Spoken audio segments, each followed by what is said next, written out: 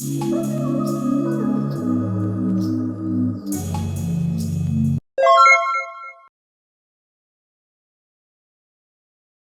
guys, welcome back to my channel.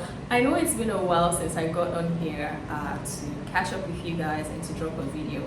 I know I've been MIA again, but I am back now. Fingers crossed. So Connor mates, I see you and I just want to say thank you. To my first timers, I just want to specifically thank you. You are welcome. And my name is Ichechi. In my channel, I talk about my life as an immigrant and how I've been settling down so far for 2 years now and counting. Yes, guys, in case you missed it, I am 2 years in Canada and counting. And if you haven't watched my video of how I shared my 1 year journey in Canada, I'm going to put that up above so you can catch up on that video. So let's go back to the focus of today. By the title of this video, I'm sure you can already tell what it's going to be like. But first, if you're yet to subscribe to my YouTube channel, please click on the notification bell icon and subscribe, like, share my videos. And if also you are catching up for the first time, you might as well go back to the videos I've been doing and vlogs and all that. In case I didn't mention, on here I also document like vlogs, travel related content, and things that I actually find interesting to put on my channel. That's pretty much everything that I do on here. So for context, I am going to be talking about the cost of living in Canada. I'm 2 years now and I feel like I'm somewhat stable, and I want to share like the cost of living, especially in 2024.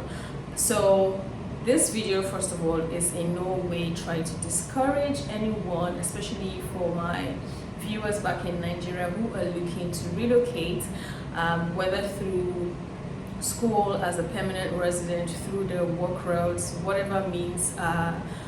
It's not to try to discourage you from coming. I believe, as a matter of fact, that it's going to help you like put things in perspective for you to actually have an idea of what to work with if you are considering coming to Canada. So let's jump right into it. I have categorized my expenses in two parts. The first would be fixed expenses and the other would be the variable expenses. So fixed would typically include things like your rent, your utilities. These are the things that are pretty much constant on a monthly basis, while your variable expenses would include things like your miscellaneous, and I would further break that down into smaller chunks as we proceed in this video.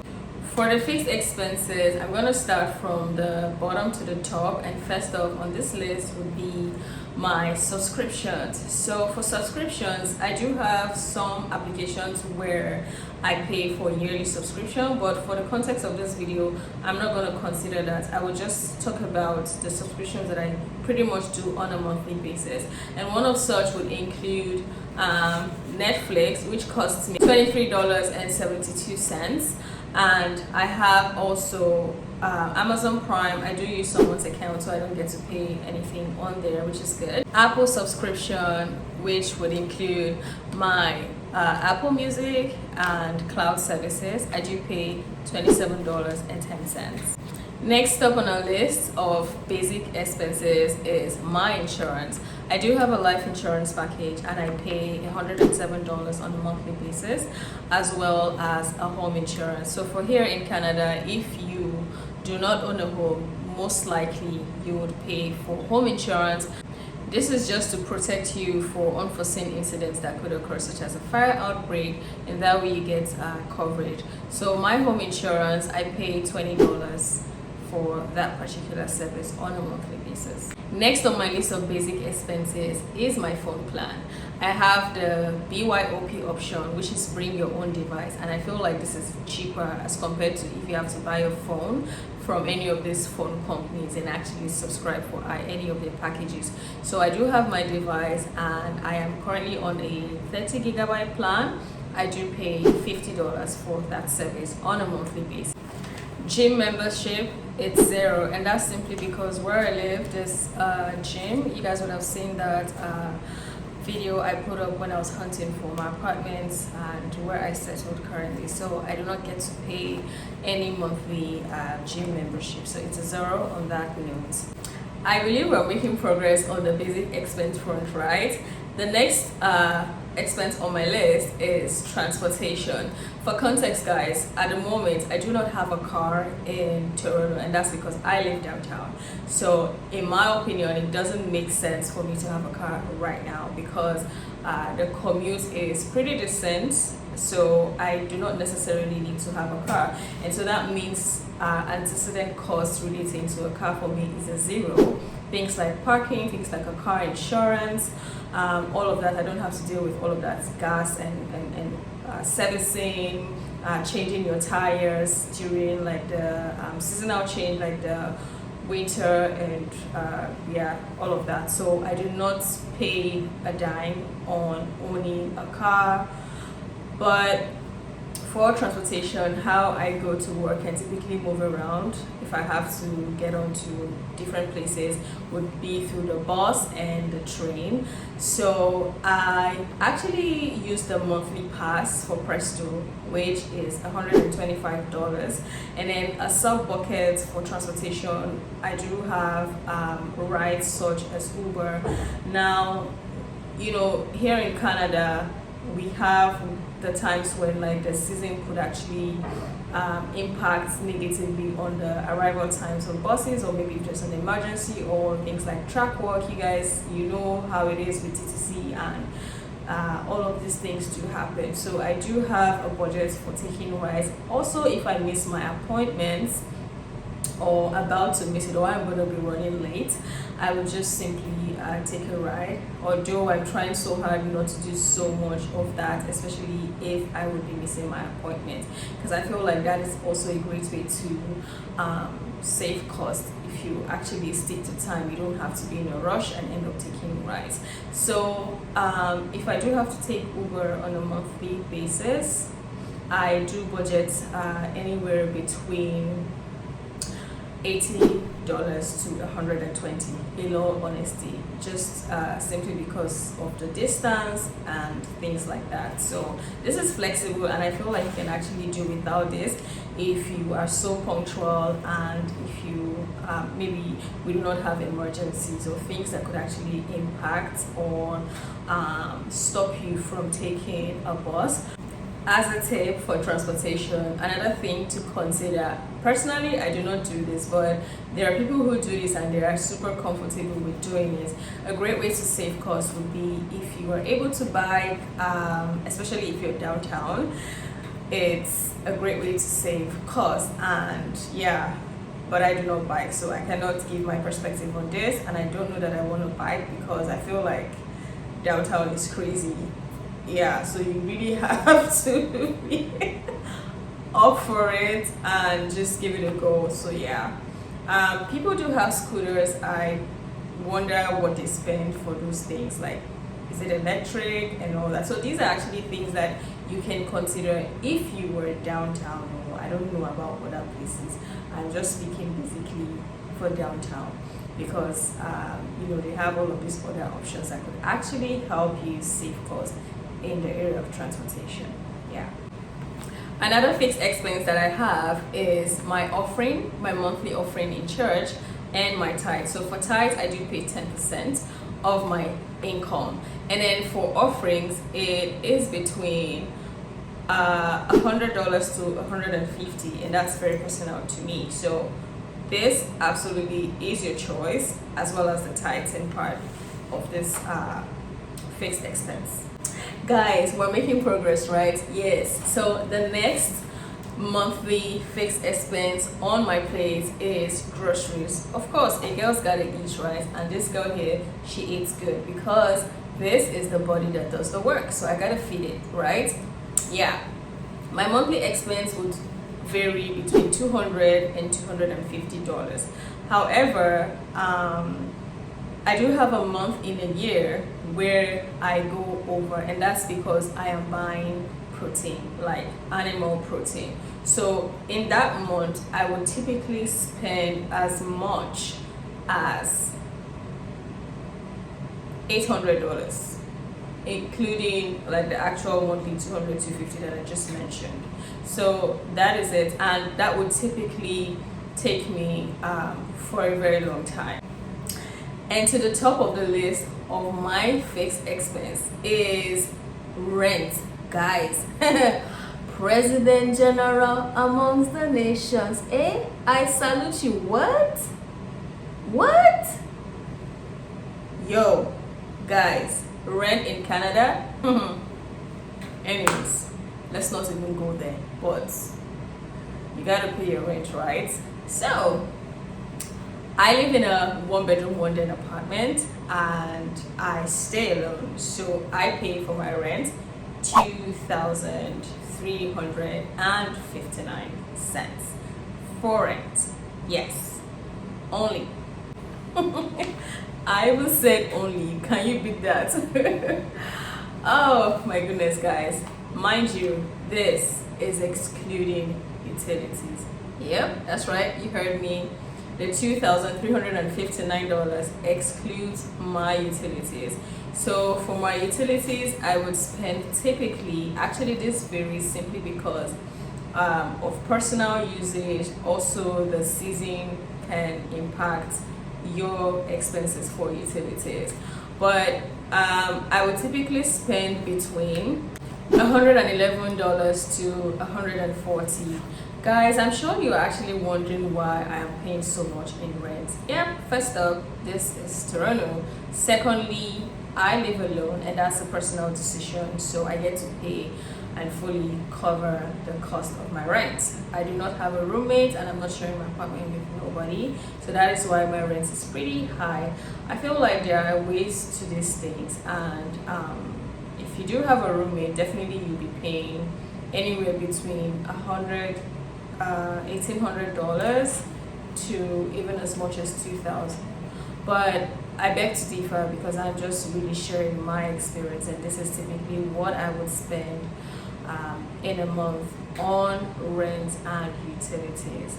Now, home internet is a zero for me because it is actually included in the rent, so I do not get to pay for home internet because it's actually unlimited, and it's pretty it's fast. Actually, my internet is really good. I do not have complaints on that front. I'm sure you're wondering, does this girl save money at all in all of this that she's mentioned? Of course, I got you. So for my savings plan, I would typically set aside between 20% to 35% of my monthly income in savings. And I put that in different buckets, things like the tax-free savings account, emergency funds, high interest savings accounts, and all of that. That is a way for me to save money. There's more, the list is endless, but for now, these are the things that are pretty much regular for me. I'm also not mentioning some other ones that I'm doing, but just these are pretty like standard things and saving avenues where I would put my money into. So guys, the total estimated cost of my fixed expenses in 2024 ranges from $3,000 to $3,500. And now to the variable expenses. Guys, the reason why it is called variable expenses because they actually fluctuate. For some things that you will do this month, you typically might not need to do them the next month. So top of my list is things like your lifestyle and entertainment will typically fit into this category. Other interests and all of that, you would find them in this category. So my first is entertainment and outings. I do budget $100 for this purpose, and to be honest, sometimes I don't actually use it because for a whole month sometimes my schedule is so tight that I would typically not hang out at all. Like, it's from work back home. But this is also a great way for me to roll over the income that I budgeted in this category into something else for the following months. Retail therapy. Yep, guys, I shop. Yep, Of course, you have to change clothes, you gotta look good and all that. So I would typically spend between 200 to 250 on retail therapy, and that covers things like clothes, makeup, yeah, pretty much like toiletries, just a few things. This also brings me back to things such as home supplies. Guys, I would say typically on a monthly basis, I actually would spend zero. That's not to say that I do not use like things like cleaning supplies and whatnot. I actually do, but the thing is, if you know me very well, you know I'm very big on buying things in bulk. So that explains why most of the times on a monthly basis, it's actually going to be a zero for me, because I already would have stocked up on things like tissue, cleaning supplies, and the likes. But yeah, so in that period where I have to make like big home supply shopping, I would typically spend between $300 to $400. So that is how I have pegged it. Remember, I said that sometimes for variables it could actually be like a one-off, so that for the months to come, you actually do not get to spend anything in this category. So that is how that has been my practice actually. So I would typically do such kinds of shopping in places like Costco.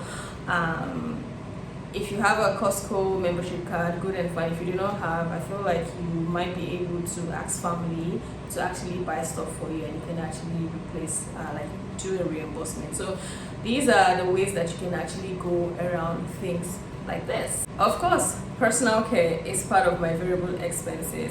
Under personal care, it would typically range from things like a massage, having my brows done, facials and all of that. Of course, this is not on a monthly basis, but I usually would budget anywhere between $250 to $300 if I have to do even as much as my hair. I think if I'm adding my hair, obviously it's not going to be $300. Guys, it's very expensive to make your hair in Canada. But on a typical month when I'm braiding, I would say that this would increase. I do not know how to braid my hair.